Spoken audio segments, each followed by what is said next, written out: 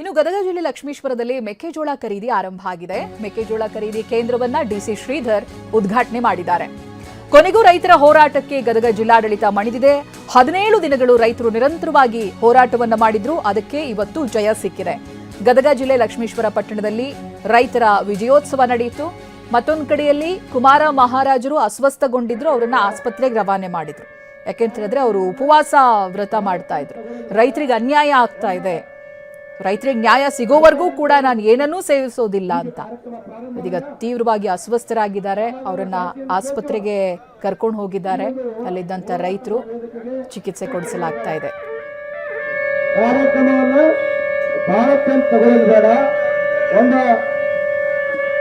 ಅರ್ಧ ಗಂಟೆ ಒಳಗೆ ಮುಗಿಸೋ ಈಗ ಕಾರ್ಯಕ್ರಮ ಪ್ರಾರಂಭ ಮಾಡೋಣ. ಸಮಾಧಾನ ಶಾಂತಿಯನ್ನು ಕೇಳ್ತೀವಲ್ಲ, ಈ ಒಂದು ಹೋರಾಟದ ವೇದಿಕೆಗೆ ಕಾರ್ಯಕ್ರಮವನ್ನು ಭಾರತ ತಗೊಳ್ಳೋದು ಬೇಡ. ಒಂದು ಅರ್ಧ ಗಂಟೆ ಒಳಗೆ ಮುಗಿಸೋ ಈಗ ಕಾರ್ಯಕ್ರಮ ಪ್ರಾರಂಭ ಮಾಡೋಣ. ಸಮಾಧಾನ ಶಾಂತಿಯನ್ನು ಕೇಳ್ತೀವಲ್ಲ, ಈ ಒಂದು ಹೋರಾಟದ ವೇದಿಕೆಗೆ ತಗೊಳ್ಳೋದು ಬೇಡ. ಕಾರ್ಯಕ್ರಮವನ್ನು ಭಾರತ ತಗೊಳ್ಳೋದು ಬೇಡ.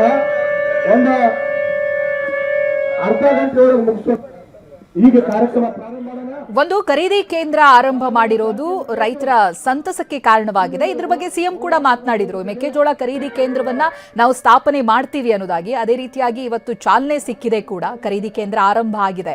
ಮತ್ತೊಂದು ಕಡೆಯಲ್ಲಿ ಇಂಪೋರ್ಟ್ ಏನ್ ಮಾಡ್ಕೊಳ್ಳಾಗ್ತಾ ಇದೆ ಬೇರೆ ಕಡೆಯಿಂದ, ಅದನ್ನ ಸ್ಟಾಪ್ ಮಾಡಬೇಕು.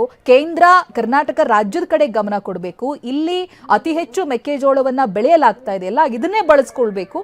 ಇಂಪೋರ್ಟ್ ಕ್ವಾಂಟಿಟಿಯನ್ನ ಕಟ್ ಮಾಡಬೇಕು. ಇದ್ರ ಬಗ್ಗೆ ನಾನು ಕೇಂದ್ರದ ಜೊತೆ ಮಾತನಾಡ್ತೀನಿ, ಪತ್ರ ಬರೀತೀನಿ ಅನ್ನೋದಾಗಿ ಸಿಎಂ ಹೇಳಿದ್ದಾರೆ. ಅದು ಒಂದು ಭಾಗ.